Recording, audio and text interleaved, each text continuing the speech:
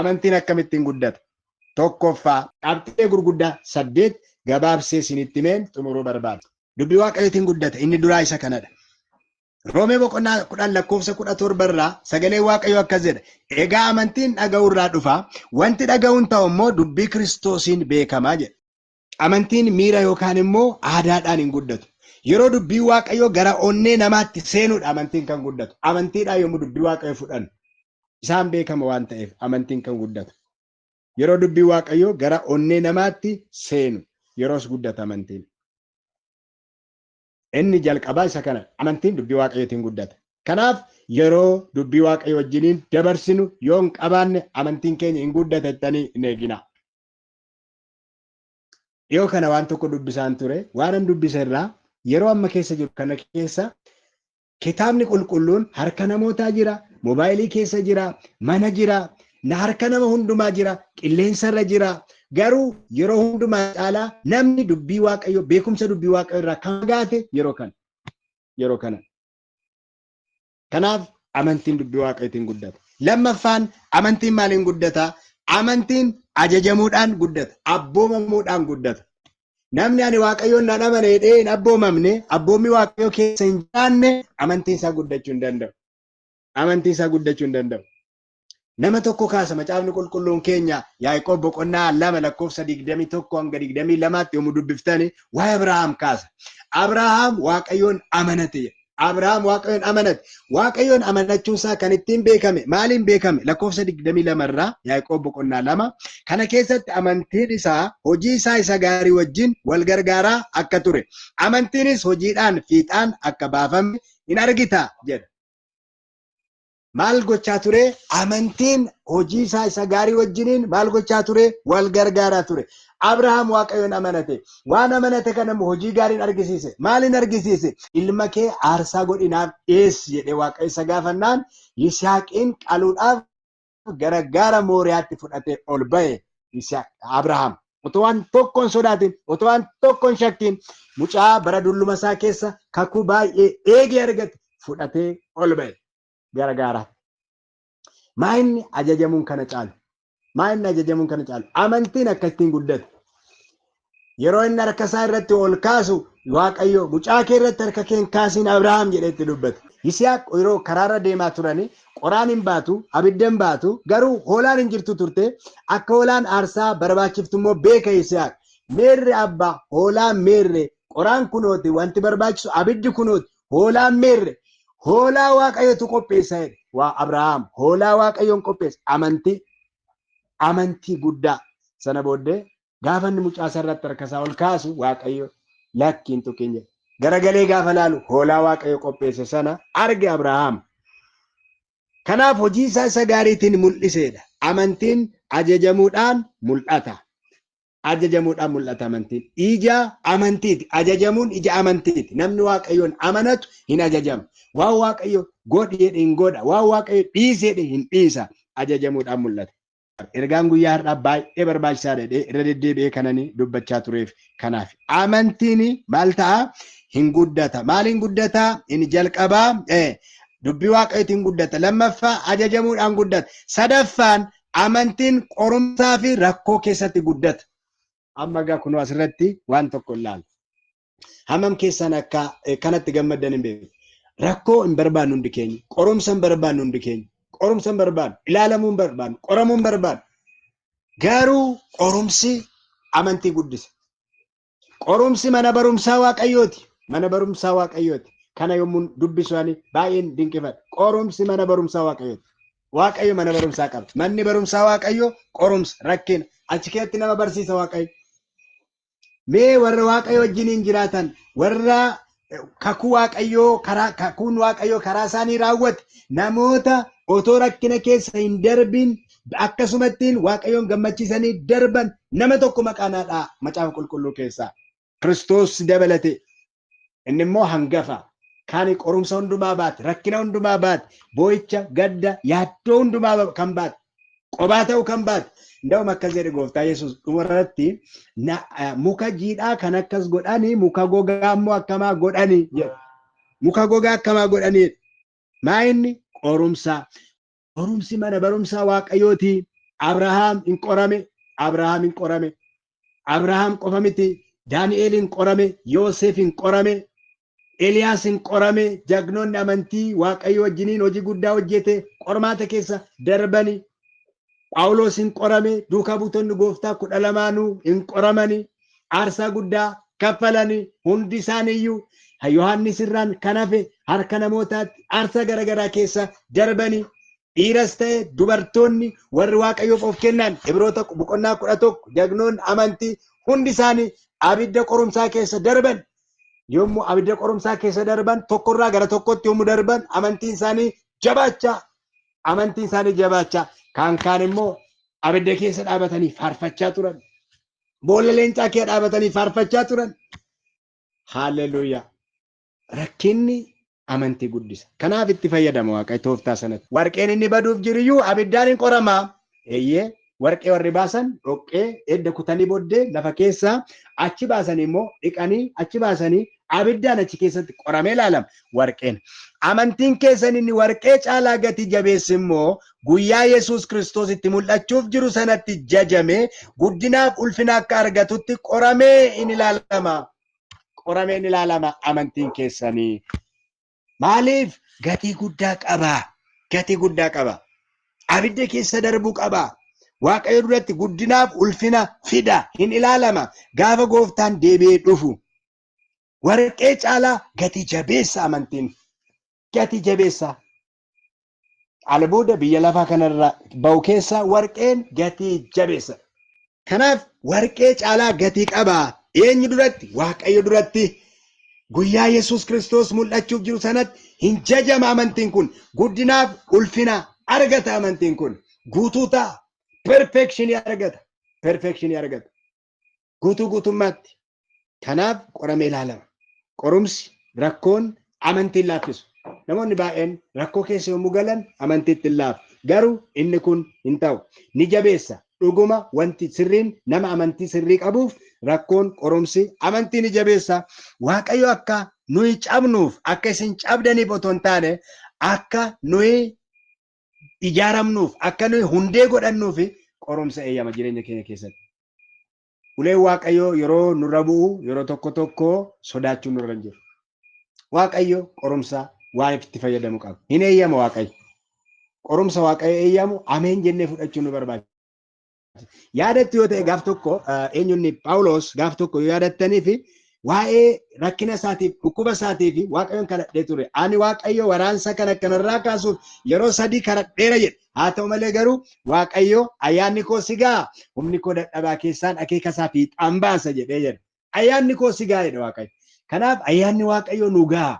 Ayyaanni Waaqayyo nu ga'a qorumsa keessatti. Kanaaf Waaqayyo nu cabsuuf miti.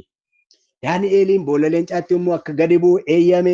Ijoollee Ibrootaa 3 abiddatti akka isaan gad darbataman yommuu eeyyame. Waaqayyoon darbanne garuu namoonni akka darbataniif eeyyame. Yoosef akka boollatti gadi bu'u, akka Gibxitti gadi bu'u, akka mana hidhaatti gadi bu'u yommuu eeyyame Waaqayyo wajjin gadi bu'e, wajjin ture. Garuu boonni isaa maal ta'e? Ulfina ta'e, ol ba'u ta'e, ol ba'uu dura gadi bu'utu jira. Qorumsi amantii ni guddisa. Arfaffaan amantiin kadhannaadhaan guddata. Kadhannaadhaan guddata amantiin. Maqaan Waaqayyo haa eebbifamu. Amantiin maaliin guddata? Kadhannaadhaan guddata. Kutaa kitaaba qulqulluu keenya Yihudaa boqonnaan qabu lakkoofsa 20 irraa kadhannaan baay'ee murteessaadha. Jalqaba akkuma ilaalle amantii fi kadhannaan biyya lafaa kanarratti waan namni kamillee gochuu hin dandeenye gochuu danda'u kan jennu ilaalleerra. Kadhannaan amantii guddisa. Akkas jedha. Isin garuu michoota koo amantiin keessan isa hundumaa caalaa qulqulluu irratti dhaabamaatii cimaa. Ammas ilaala. Amantii keessan isa hundumaa irra caalaa qulqulluu. Isa irratti dhaabamaatii cimaa. Hafuura qulqulluudhaan gaggeeffamaatii kadhadhaa. Namni kadhannaa malee cimee hin dhaabatu. Kadhannaan hafuura baafannaa lubbuuti. Namni hafuura hin baafanne hin jiraatu. Kadhannaan hafuura baafannaa lubbuuti. Yoo kadhanne malee dhaabachuu hin dandeenyu. Yoo kadhanne malee humna dargan. Maaliif? Waaqayyo amanamaadha. Waaqayyo jabaadha. Waaqayyo danda'aadha. Waa tokko isinitti hima. Waaqayyo daangaa miti. Garuu Waaqayyo waan tokkoon of daangesseera. Maaliin of daangesse beektu? Kadhannaadhaan of daangesse Waaqayyo. Akkam jechuudha?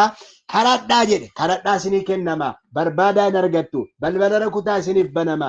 Kan kadhatu hin fudhata. Kan barbaadu hin argata. Kan balbala rukutu hin banamaaf jedhe. Yaaqoob boqonnaa 4:2 irratti immoo Waaqayyoon waan hin kadhanneef waan barbaadan argachuu dadhabdan jedha. God is limited himself on prayer. Kadhannaa irratti Waaqayyo of daangesseera. Waan biraa wanti Waaqayyo hin daangessu jiru. Yoo kadhattan Waaqayyo hin kenna. Yoo kadhanne Waaqayyo hin kenna. Hin kenna Waaqayyo. Kanaaf maal gochuu qabna ree? Kadhachuu qabna. Kadhadhaatii fudhadhaa. Gaafadhaatii fudhadhaa. Waaqayyo jireenya keenya keessatti waan barbaachisu akka raawwatuuf eeyyama kennuufidha kadhannaan. Eeyyama kennuufidha. Waan Waaqayyo jireenya keenya keessatti hin beekne itti himna miti Waaqayyoon. Itti himna miti yookaan immoo kadhannee yaada Waaqayyoo jijjiirra miti. Aaree isa nuuf yaada isaa gaarii ta'e harka isaa jiru sana Waaqayyoo akka nuyi hiixannee fudhannu kadhannaa nuuf kenna. Kadhannaan harka, kadhannaan afaani. Waaqayyo harka kan ittiin fudhannu, kan ittiin gaafannu. Gooftaaf galanni guddaan haa ta'u. Maqaan Waaqayyaa eebbifamu. Kanaaf kadhannaan maal guddisaa? Amantii guddisa. Hafuura baafannaa amantiiti. Riqicha madda humna wajjinii wal qunnamsiisuudha. Maddaaf humna qaba. Elektirikiin madda qaba, humna qaba. The power and the source. Maddaaf humna wajjiniin kan wal qunnamsiisu riqicha eenyu? Amantiin.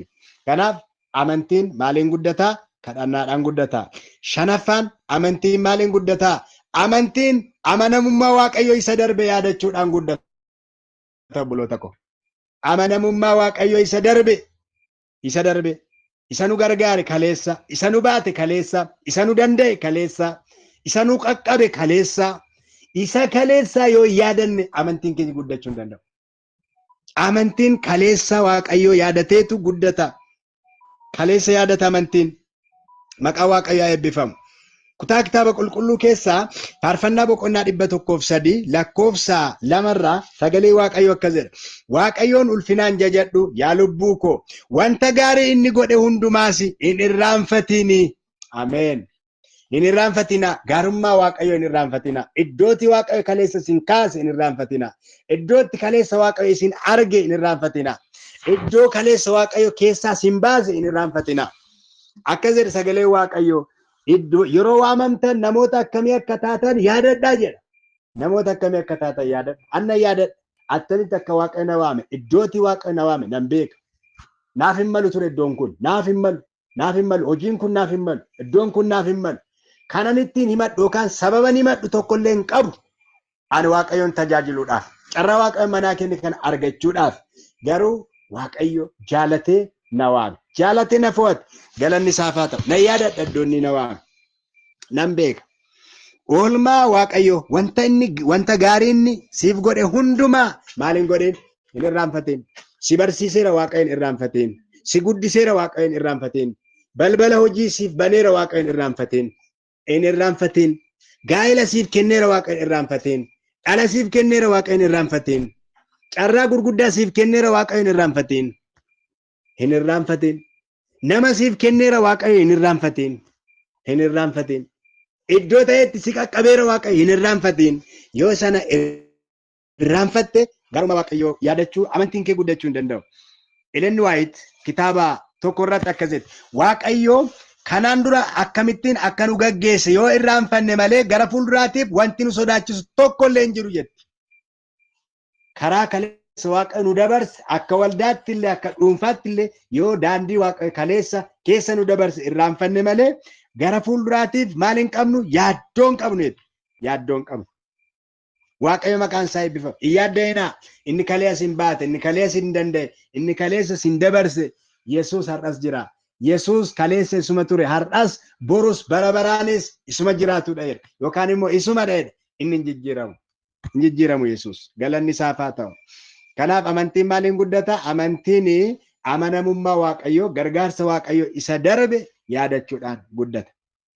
Jaaffaan amantiin maaliin guddata? Amantiin tokkummaa keessatti guddata. Unity. Unity matters. Amantiin tokkummaa keessatti guddata. Ibroota boqonnaa 10 lakkoofsa 25 irraa Phaawulos akkas jedha. Akka jara tokkotti amala ta'e nuyi walitti qabamuu keenya hin dhiifnu. Guyyaan Gooftaa dhiyaachaa akka deemu hin argitu. Kanaaf ittuma caalchifnee wal jajjabeessina. Walitti qabamuu keenya kan jedhu kun tokkummaa kiristaanotaati, tokkummaa amantootaati.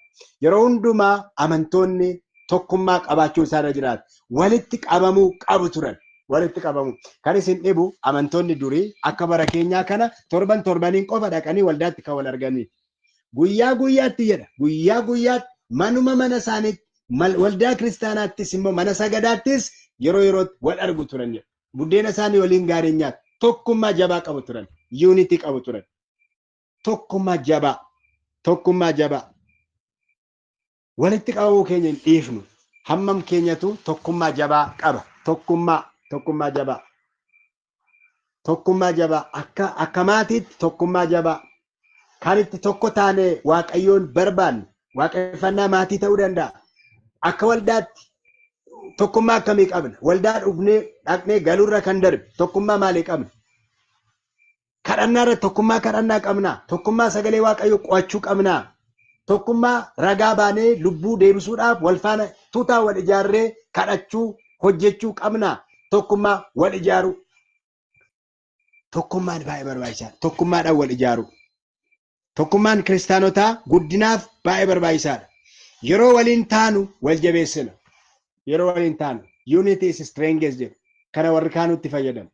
Tokkummaan baay'ee barbaachisaadha. Amantii guddisa tokkummaan. Wal jabeessina.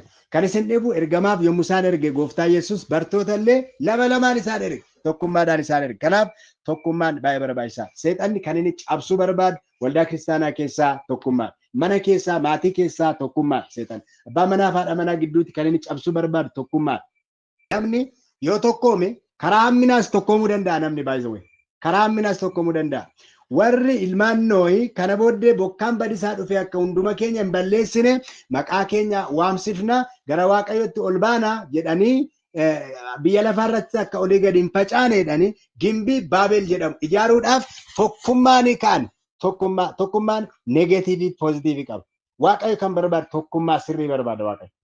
Sana booddee Waaqayyo gadi bu'ee maal godhe jedha? Afaan isaanii gargar godhe tokkummaa isaanii diige. Maaliif? Sun hamaa waan ta'eef. Garuu karaa sirriitiin immoo warra ijaaraman bartoonni garaa tokkoon hundi isaanii kadhataaf of kennan.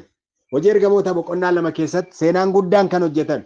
Hafuurri qulqulluun kan bu'e sana dura guyyaa 10 duuka buutonni tokkummaanii wal faana turan. Kutaa olaanuu keessatti guyyaa 10 Waaqayyoon kadhachaa turan. Hafuura qulqulluu isaaniif erguudhaan tokkummaa isaanii sanaaf Waaqayyo raawwatama kenne.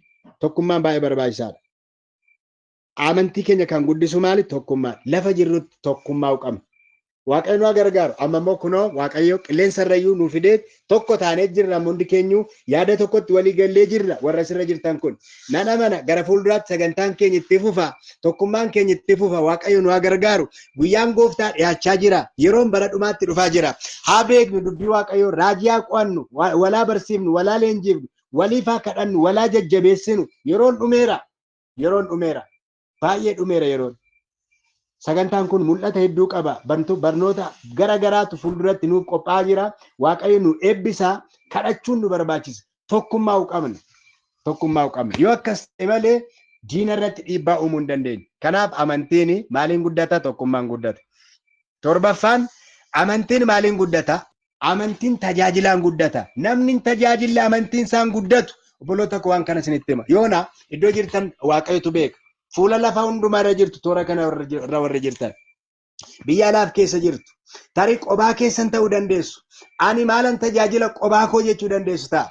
Har'a tajaajilli waldaa kiristaanaa keessatti girgiddaa waldaa arfan qofaa irratti miti kan hundaa'e. Karaa adda addaa Waaqayyoon tajaajiluu dandeenya. Lafa jirrutti mana keessa jiraannu keessatti nuyi Waaqayyoon tajaajiluu dandeenya. Biyya fagoo yoo jiraannu iddoo kamiyyuu haa ta'u biyya keessas haa ta'u. Mana hojii keenya keessatti Waaqayyoon tajaajiluu dandeenya. Waajjira keessa hojjennu keessatti, mana barumsaa keenya keessatti, lafti nuti jirru hundumtuu dirree hojii Waaqayyooti. Dirree hojii wangeelaati. Eenyullee nama wajjiniin kan hin jiraanne hin jiru. Kanaaf hiriyoonni keenya nuuf maasii wangeelaati.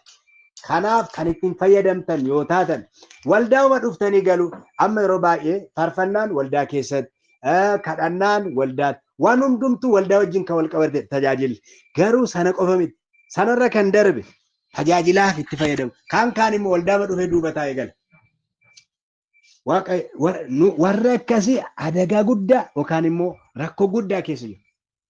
Waldaa dhuftanii waan tokko otoo homaa yaadiin homaa hin hinaafin ani kanan godha qooda kanan qaba gahee kanan qaba jettanii waan lakkaawwattan hin qabdan yoo ta'e isin rakkoo guddaa sarara diimaa keessa jirtu. Of ilaalaa. Iddoo tokko galaa Waaqayyoon kan itti tajaajiltan kennaa tokko adda baafadhaa tajaajila yoo akkas ta'e malee hin guddattan. By the way, tajaajilli abboommii Waaqayyooti. Filannoo miti. Kiristaanni filatee miti hin tajaajilu. Akkuma ati na ergite ani immoo isaan nan ergeedha gooftaan. Maatewos boqonnaa 28 lakkoofsa 19:20 dhaqaa gara biyya lafaa hundumaa dhaqaa. Maqaa abbaatiif ilmaatti kan hafuura qulqulluutti isaan cuubuudhaan saba hundumaa bartoota koo godhaa waan ani abboome eeguu barsiisaa. Ani immoo kunoo guyyaa hundumaa amma dhuma baraatti si wajjinan jira. Kuni duukaa buutota qofa miti. Anaaf toora kanarra kan jirtan namoota hundumaaf kakuun kun dhugaadha. Waaqayyoon wajjin jira iddoo jirrutti. Si wajjin jira Waaqayyo. Fagaattanis dhiyaattanis warri jirtan. Tarii iddoo biyyatti amantiin hin eeyyamamne, biyyatti wangeelli hin dubbifamne, biyyatti kadhachuun isiniif hin danda'amne keessallee yoo jiraattan. By the way, kadhachuun nama duratti qofa miti. Keessa keenyatti sammuu keenya keessatti Waaqayyo wal arguu dandeenya. Kadhachuu hin dandeenya. Waan hundumtuu kadhannaa keenya kan daangessu hin jiru. Kadhachuuf jilbeenfachuun dirqama miti. Yookaan immoo dhaabachuun taa'uun dirqama miti. Yaadi keenyi Waaqayyo wajjin walii gallaan kadhannaadha sun. Kanaaf obboloota koo tajaajilli kadhannaaf amantiif baay'ee gahee guddaa qaba. Tajaajilaa Waaqayyoon tajaajilaa. Tajaajilaa Waaqayyoon. Namayyuun tajaajila namni. Waaqayyoon tajaajilaa. By the way, kiristaanni hundumtuu hojjetaadha. Hojjetaa yaadattuu ta'e namichi kennaawwan garaagaraa hojjettoota isaaf kennee yommuu deeme gaafa dhufu isaaniin lakkaawwachuudhaaf dhufe. Maal jedhe hojjetaa amanamaa fi gaarii kana hojjetaa amanamaa fi gaarii kana ati waan xiqqoo irratti amanamte ani immoo waan guddaa irra sin dhaaba'e. Waaqayyo nu ergatee yoo sanaaf amanamuu baanne maal nuu fidee dhufe inni eeggan. Kanaaf hojjechuun baay'ee barbaachisaa. Hojjechuun barbaachisaa. Ittiin amantii keenya guddisuuf qofa otoo hin taane waamichi keenya waan lama. Tokko biyya lafaa keessaa gara Kiristoos fayyuudha. Lammaffaan immoo gara biyya lafaa dhaqu. Isa kennurra isa fudhaturra isa kennutu caalaa nama gammachiisa. Yesuus akkas jedhe ani ilmi namaa namootaaf hojjechuudhaaf lubbuu isaa furee namootaaf kennuudhaaf dhufe malee namoota ofiidhaaf hojjechiifachuudhaaf hin dhufne jedhe. Tajaajiltoota nuyi. Amantiin keenya kadhannaan keenya amantiin keenya maaliin guddata? Yeroo tajaajillu guddata. Maatewos 17:20 Yesuus immoo deebisee amantiin keessan waan hir'ateef ka'a. Anoo dhuguman isiniin jedha amantii hamma ija sanaaficaa geessu otoo qabaattanii gaara kanaan asii ka'e achi butadhu hin jettu gaarichis asii ka'e achi hin butata. Wanti isiniif hin danda'amnes hin jiru. Ameen. Ameen. Wanti isiniif hin danda'amne hin jiru. Maaliin? Amantiidhaan. Argitanii jalqaba maal jenni? Amantiif kadhannaan biyya lafaa kanarratti waan gochuu hin dandeenye, waan humni namaa kamiyyuu gochuu hin dandeenye gochuu danda'a. Gooftaan akkas jedhe amantii amma ija sanaaficaa yoo qabaattan, sana immoo yoo hojiitti hiiktan, isuma sana qabattanii tulluu kanaan, gaara kanaan buqqa'i achi butadhu galaana keessatti darbatan yoo jettan siniif taa'e. Gooftaaf galanni guddaan haa ta'u. Waan qabda waan xiqqoo kanaan. Ija sanaaficaa jechuun waan xinnoo garuu hin guddata. Guddatee booda maal ta'a? Baalli isaa hin bal'ata, jirma guddaa ta'a, gaaddisa ta'a, simbirrootaaf mana ta'a. Mukti sanaaficaa ijji ishee garuu xiqqoodha. Maaliin guddata? Amantiin hojiidhaan guddata. Hojiidhaan guddata. Yeroo tajaajilaaf itti fayyadamnu ni guddata. Amantii xiqqoo qabnu yeroo hojiirra oolchinu tajaajila keenyaaf yommuu itti fayyadamnu guddaa ta'a jechaadha. Amantii guddaa ta'a. Muuxannoon isaa ijaaramaa deema jechuudha. Waaqayyo maqaan isaa ulfaatu. Inni 8ffaa inni xumuraa waan kanneen biroon jiraachuu danda'u. Garuu ammaaf yeroo koo wajjin deemuudhaaf qabxii 8ffaan amantiin ittiin guddatu. Amantiin ija keenya Yesuus irra kaa'uudhaan guddata. Ameen. Ija keenya Yesuus irra kaa'u. Gooftaaf galanni guddaan haa ta'u. Ija keenya yoo gooftaarra keenyadha kan amantiin keenya guddatu. Wantoota armaan olii hundumaa tokko hanga 7tti yoo jiran raawwachuu hin dandeenya. Yoo inni 8ffaan kun hin jiraanne garuu sun milkaa'inaan argatu. Ija keenya gooftaarra kaa'u. gooftaa isa nu waame, gooftaa isa nuuf du'e, gooftaa isa du'aa ka'e, gooftaa isa deebi'ee dhufu, isa iddoo qulqulluu qulqullootaa keessatti anaaf isiniif araarsaa cubbuu ta'ee dhaabatee jiru Yesuus isa dhiiga isaa baatee abbaa duratti agarsiisaa jiru. Yesuus abbaa firdii isa hoolaa araaraa Yesuus isa ilaalu. Waaqayyo maqaan isaa eebbifamu. Amantiin maaliin guddata? Kanaan guddata. Galanni guddaan Waaqayyoof haa ta'u. Amantiin kanaan guddata. Yesuus irra ija keenya kaa'uudhaan guddata amantiin. Ibroota boqonnaa 12 lakkoofsa 2 irraa sagalee Waaqayyo akkas jedha.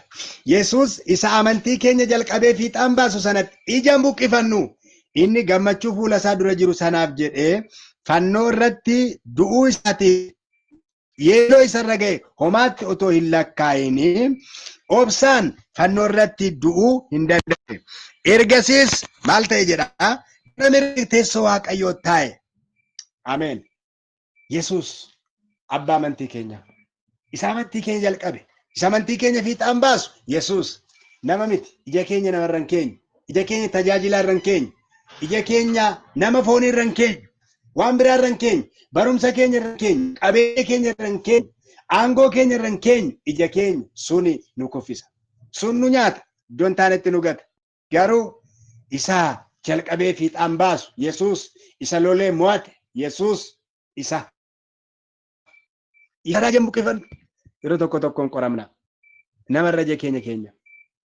Namarra ija keenya. Ani ittiin qorameera baay'isee. Ittiin qorameera baay'isee. Iddoon eeggadhee nama dhabee qorameera. Nana mana isinis muuxannoo kanaa hin qabdu.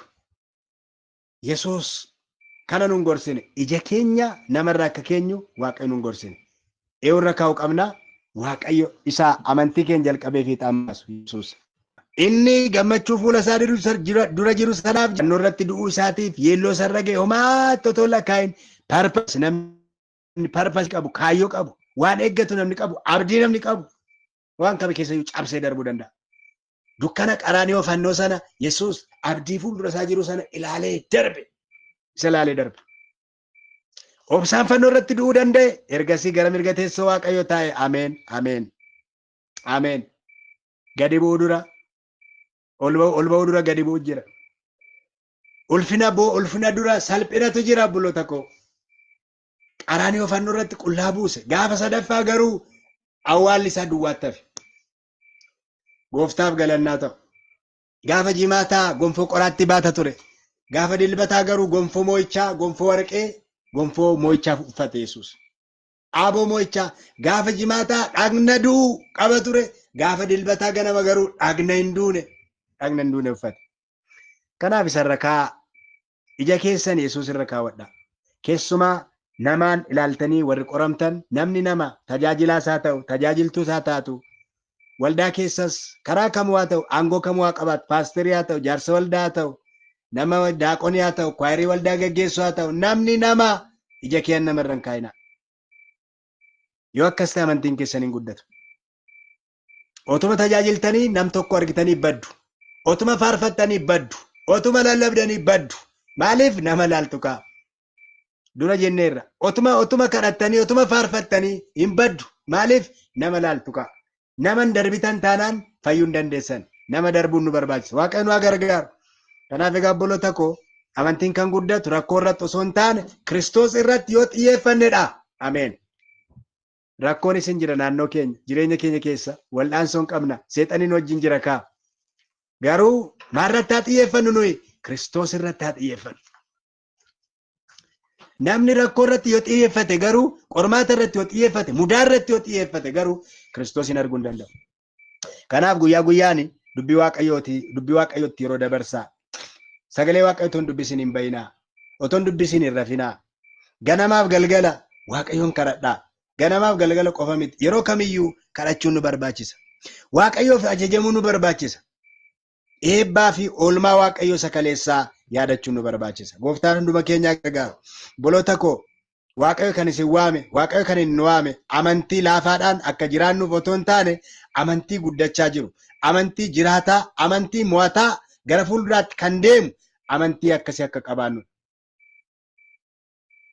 har'a gooftaas amantii keessan guddisuuf of kennuun fedhii keessanii obboloota ko. Duuka buutonni akkas jedhan yoo kun fedhii keessan ta'e hojii ergamootaa boqonnaa 17 lakkoofsa 5 irraa ergamoonni yommus gooftichaan amantii keenya nuuf guddisi jedhan jedha. Gooftaaf galannaa ta'u nuu guddisi jedhan. Kun kadhannaa koof kadhannaa kee ta'u. Waaqayyo amantii keenya nuuf haa guddisu. Amantii keenya nuuf guddisuuf Waaqayyo amanamaadha. Qophaa'aadha. Nuyi garuu isa kanaaf maal gochuu nu barbaachisaa? Of kennuu kadhachuu nu barbaachisa. Waaqa hunduma keenyaa gargaaru. Galgala kana hundi keenya wal faana taane Waaqayyo amantii keenya nuuf guddisi jennee haa kadhannu. Xiyyeeffannoon kadhannaa keenya naannoo kana haa ta'u. Waaqayyo ayyaana isaa nuuf haa baay'isu. Galatoomaa Waaqayyo isa dhageenye hunduma keenyaaf haa eebbisu. Amantii guddatu qabaadhaa. Amantiin keenya akka guddatuuf kadhadhaa. Gooftaan ayyaana isaa isiniif haa baay'isu.